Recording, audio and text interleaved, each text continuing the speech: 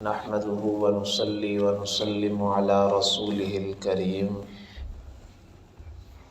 أما بعد فأعوذ بالله من الشيطان الرجيم بسم الله الرحمن الرحيم ومن يتق الله يجعل له مخرجا صدق الله العظيم اللهم صل على سيدنا ومولانا محمد وعلى آل سيدنا ومولانا محمد وبارك وسلم ثم صل علیہ۔ کل کے درس قرآن مجید میں ہم نے اس بات کو سمجھا تھا کہ اگر ہم اہل قرآن بننا چاہتے ہیں، اگر ہم اپنی زندگی قرآن والی بنانا چاہتے ہیں، اگر ہم اپنے اندر قرآنی صفات پیدا کرنا چاہتے ہیں تو اس کے لیے ہمیں اپنے دلوں میں تقوی پیدا کرنا ہوگا۔ تقوی کی صفت اگر ہمارے اندر آ جائے تو ہم اہل قرآن اور قرآن کی صفات کے حامل لوگ ہم بن جائیں گے۔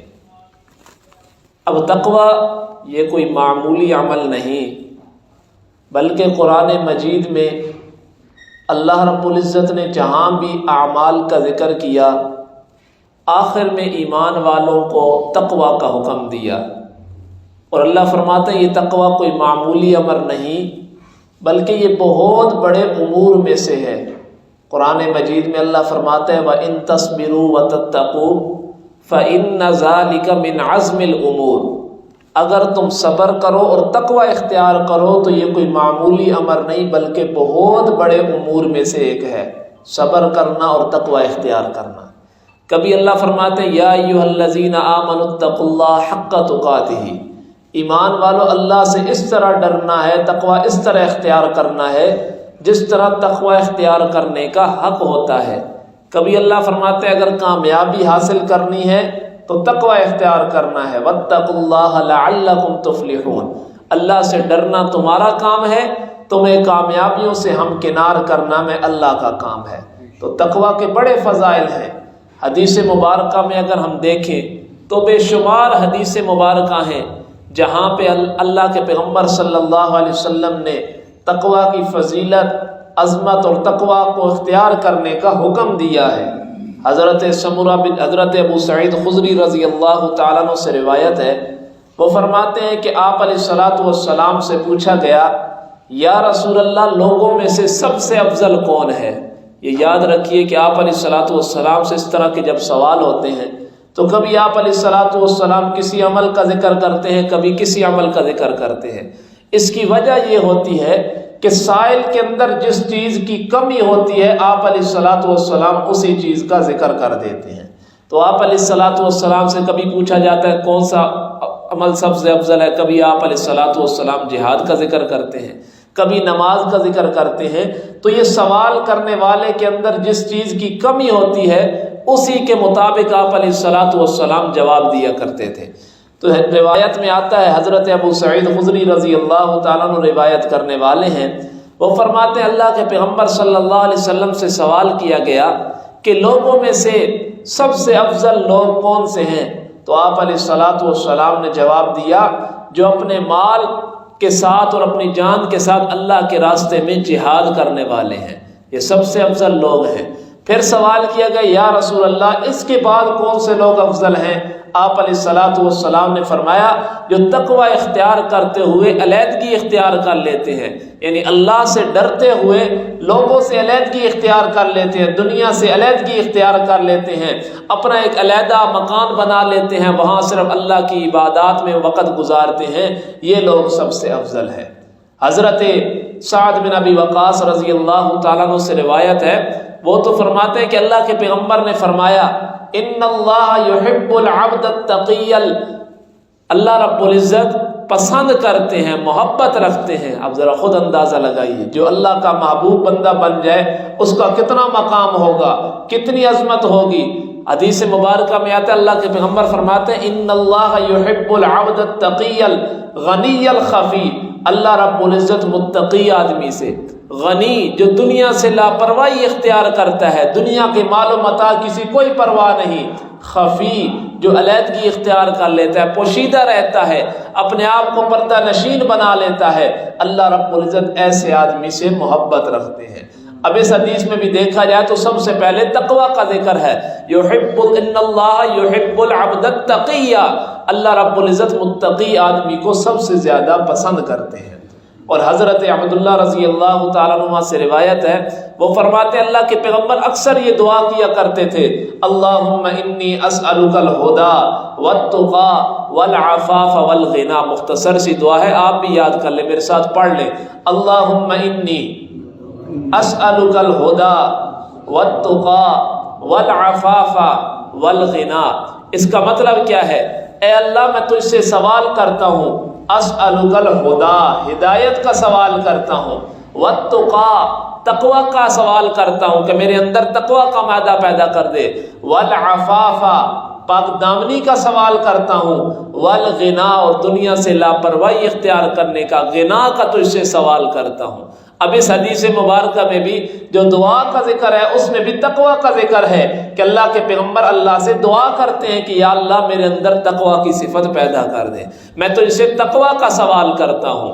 اور حضرت ابو سعید خدری رضی اللہ تعالیٰ عنہ سے ایک دوسری روایت ملتی ہے، وہ فرماتے ہیں کہ اللہ کے حضرت ابو امامہ رضی اللہ تعالیٰ عنہ سے روایت ہے، وہ فرماتے ہیں کہ میں نے رسول اللہ صلی اللہ علیہ وسلم کو خطبہ حجۃ الوداع میں یہ فرماتے ہوئے سنا ہے کہ اللہ کے پیغمبر نے اعلان کیا، اگر تم اپنے رب کی جنت میں داخل ہونا چاہتے ہو، توجہ کیجئے گا، آپ علیہ الصلوۃ والسلام نے خطبہ حجۃ الوداع میں فرمایا اگر تم اپنے رب کی جنت میں داخل ہونا چاہتے ہو تو 5 کام کرنے ہیں۔ پہلا کام اتقوا اللہ ربکم، اپنے رب سے ڈرنا ہے، تقوی اختیار کرنا ہے۔ صلو خمسکم، دن میں 5 نمازیں پڑھنی ہے۔ صوموا شہرکم، 1 مہینے کے روزے رکھنے ہیں، یعنی رمضان کے روزے رکھنے ہیں۔ ادو زکات اموالکم، اپنے مال کی زکات ادا کرنی ہے۔ اور اس کے بعد واطیعوا ذا امرکم، اور اپنے امراء کی اطاعت کرنی ہے۔ تدخلوا جنت ربکم، تم اپنے رب کی جنت میں داخل ہو جاؤ گے۔ 5 کام ہے، اللہ سے ڈرنا ہے، نماز ادا کرنی ہے، رمضان کے روزے رکھنے ہیں، زکوٰۃ ادا کرنی ہے، اور امراء کی جو حاکم ہوتا ہے اس کی اطاعت کرنی ہے۔ اللہ کے پیغمبر فرماتے ہیں تدخلوا جنت ربکم، اپنے رب کی جنت میں تم داخل ہو جاؤ گے۔ حضرت سمرہ بن جندب رضی اللہ تعالیٰ عنہ سے روایت ہے، وہ فرماتے ہیں الحسب المال، یہ جو شرافت ہوتی ہے انسان کے اندر یہ مال کی وجہ سے ہوتی ہے، لیکن الکرام التقوی، لیکن عزت انسان کی تقوی کی وجہ سے ہوتی ہے۔ حسب جو ہے شرافت وہ مال کی وجہ سے ہوتی ہے، لیکن انسان کی جو عزت ہے حقیقی معنوں میں وہ تقوی کی وجہ سے ہوتی ہے۔ اور ایک روایت اب میں نے فضائل تو بیان کر دی، تقوی اختیار کرنا ہے، تقوی اختیار کرنا ہے، لیکن اس تقوی کے میدان میں سب سے بڑا متقی آدمی کون ہے؟ سب سے بڑا متقی آدمی کون ہے جو سب سے زیادہ تقوی اختیار کرنے والا ہے؟ حدیث مبارکہ میں آتا ہے اللہ کے پیغمبر سے پوچھا گیا یا رسول اللہ لوگوں میں سے سب سے زیادہ متقی آدمی کون سے ہیں؟ لوگوں میں سے سب سے زیادہ متقی آدمی کون ہے؟ تو اللہ کے پیغمبر نے فرمایا آمرہم بالمعروف، جو سب سے زیادہ نیکی کا حکم کرنے والے ہیں، وانہاہم عن المنکر، اور جو سب سے زیادہ برائی سے روکنے والے ہیں، واوصلہم للرحم، اور جو سب سے زیادہ صلہ رحمی کرنے والے ہیں۔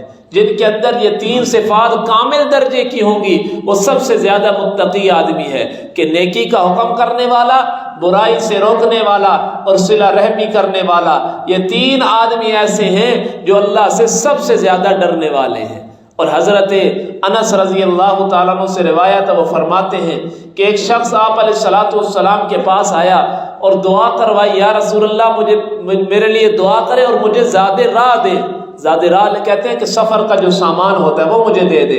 یا رسول اللہ میں سفر کا ارادہ رکھتا ہوں، مجھے کوئی زیادہ راہ دے دے، یعنی کوئی ایسا سامان دے دے جو سفر میں ساتھ لے کر جاؤں۔ تو اللہ کے پیغمبر نے فرمایا زودک اللہ التقوی، میں اللہ سے تو اللہ کے ساتھ ڈرنے کا تجھے زیادہ راہ دے رہا ہوں، یعنی اپنے اندر تقوی اختیار پیدا کر لو، تمہارے لیے سفر آسان ہو جائے گا۔ اور اسی بات کا ذکر قرآن مجید میں بھی اللہ نے فرمایا وَمَن يَتَّقِ اللَّهَ يَجْعَل لَّهُ مِنْ أَمْرِهِ يُسْرًا، جو آدمی یہ چاہتا ہے کہ اس کے تمام معاملات میں آسانیاں پیدا ہو جائیں، اس کے تمام کام آسانی سے مکمل ہو جائیں، يَتَّقِ اللَّهَ، اسے چاہیے کہ اللہ سے ڈرتے رہنا چاہیے۔ تقوی اختیار کرنا اس کا کام ہے، اس کے تمام معاملات کو آسان کرنا اللہ کا کام ہے۔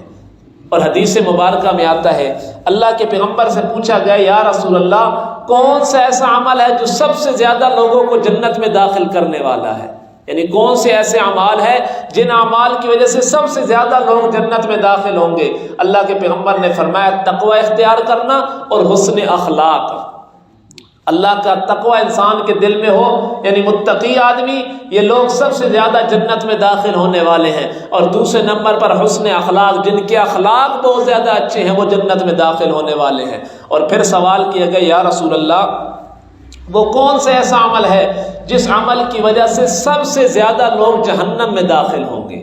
پہلا تو وہ عمل ہے جن کی وجہ سے جنت میں داخل ہوں گے، وہ ہے تقوی اور حسن اخلاق۔ اور دوسرا بھی سن لیجئے، اللہ کے پیغمبر سے پوچھا گیا یا رسول اللہ وہ کون سے ایسے اعمال ہیں، وہ کون سے ایسی چیز ہے جو سب سے زیادہ لوگوں کو جہنم میں داخل کرنے والی ہے؟ اللہ کے پیغمبر نے فرمایا یہ زبان اور شرمگاہ، یہ انسان کو سب سے زیادہ جہنم کی آگ میں ڈالنے والی ہے۔ اور دوسری حدیث مبارکہ میں ان کے متعلق اللہ کے پیغمبر نے فرمایا من یضمن لی ما بین لحییہ وما بین فخذیہ اضمن لہ الجنہ، جو آدمی مجھے دو چیزوں کی ضمانت دے دے، ایک اپنی زبان کی، یعنی جو جبڑوں کے درمیان ہے اس چیز کی ضمانت دے دے، اور جو دو رانوں کے درمیان یعنی شرمگاہ کی ضمانت دے دے کہ ان کی غلط استعمال نہیں کرے گا، زبان کو غلط استعمال نہیں کرے گا اور اپنی شرمگاہ کو غلط جگہ پر استعمال نہیں کرے گا، اللہ کے پیغمبر فرماتے ہیں میں محمد اسے جنت کی ضمانت دیتا ہوں۔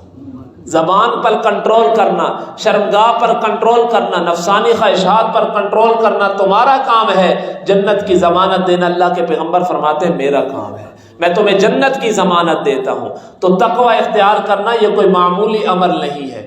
حدیث قرآن مجید میں اللہ نے کیا فرمایا وَمَن يَتَّقِ اللَّهَ يَجْعَل لَّهُ مَخْرَجًا، انسان کسی مشکل معاملے میں پھنسا ہوا ہو، کسی بھی اہم کام میں، کسی بھی معمولی سے معمولی کام میں بھی پھنسا ہوا ہو، اللہ فرماتے ہیں وَمَن يَتَّقِ اللَّهَ، جو تقوی اختیار کرتا ہے يَجْعَل لَّهُ مَخْرَجًا، اللہ اسے اس کام سے نکال دیتے ہیں، اس مشکل گھڑی سے اللہ اس کو نکال دیتے ہیں۔ اب تقوی کہتے کسے ہیں؟ بعض نے تعریف کی ہے کہ تقوی کہتے ہیں بچ بچ کر زندگی گزارنا اور زندگی گزارتے ہوئے بچنا، اور بعض نے تعریف کی ہے کہ خاردار جھاڑی ہو، انسان نے ریشمی کپڑا پہنا ہوا ہو، جس طرح انسان اپنے آپ کو اس کپڑے کو سمیٹ کر اس خاردار جھاڑی سے گزرتا ہے اپنے آپ کو بچا بچا کر، اسی طرح زندگی بھی ایک خاردار جھاڑی کی طرح ہے، اس میں بھی چلتے ہوئے اپنے آپ کو گناہوں سے بچا بچا کر زندگی گزارنا، اس کا نام تقوی ہے۔ اور قرآن مجید میں تقوی کی تعریف اللہ نے جو کی ہے، اللہ فرماتے ہیں اعدلوا هو اقرب للتقوی، اپنے اندر انصاف کا مادہ پیدا کرو، یہ تقوی کے بہت زیادہ قریب ہے۔ یعنی کیا مطلب؟ انسان کا دل انصاف پسند ہو جائے یہ تقوی کی نشانی ہے، یعنی متقی آدمی وہ ہوتے ہیں جن کا دل انصاف کرنے والا ہوتا ہے۔ اب انصاف کسے کہتے ہیں؟ ہر چیز کا جو حق ہے اس کے حق کو ادا کرنا، اس کا نام انصاف ہے۔ مثال کے طور پر مسجد ہے، مسجد کا حق کیا ہے؟ وَأَنَّ الْمَسَاجِدَ لِلَّهِ فَلَا تَدْعُوا مَعَ اللَّهِ أَحَدًا، کہ مسجد اللہ کا گھر ہے، اس گھر میں اللہ کے علاوہ کسی کی پکار نہ کی جائے۔ اب اگر انسان مسجد میں آتا ہے اللہ ہی کی عبادت کرتا ہے تو گویا اس نے مسجد کے ساتھ انصاف والا معاملہ کیا ہے، جو مسجد کا حق تھا اس نے حق ادا کر دیا ہے۔ تو یہ انصاف کا معاملہ بہت وسیع ہے، اللہ کی ذات کے ساتھ بھی انصاف کرنا ہے کہ شرک نہیں کرنا، پیغمبر علیہ السلام کی ذات کے ساتھ انصاف کرنا ہے، بدعات میں مبتلا نہیں ہونا، ہر چیز کے ساتھ ہم نے انصاف کا معاملہ کرنا ہے۔ تو اگر انسان کا دل انصاف پسند ہو جائے گویا وہ تقوی اختیار کرنے والا ہے، اللہ سے ڈرنے والا ہے۔ جب انسان کا دل انصاف پسند ہو جائے گا تو زندگی کے اکثر معاملات اس کے لیے آسان ہو جائیں گے اور صحیح سمت پر وہ چلنے والا ہوگا، کیونکہ اس کا دل صحیح فیصلہ کرنے والا ہوگا۔ تو آج کے درس میں نے تقویٰ کی فضیلت پر گفتگو کی ہے۔ کل انشاءاللہ کل کے درس میں یہ بیان کرنا ہے وہ کون سا ایسا عمل ہے جس عمل کی وجہ سے انسان کے دل میں خود بخود تقویٰ کی صفت پیدا ہو جاتی ہے۔ انشاءاللہ کل کے درس میں اس کو بیان کریں گے۔ وآخر دعوانا ان الحمد للہ رب العالمین۔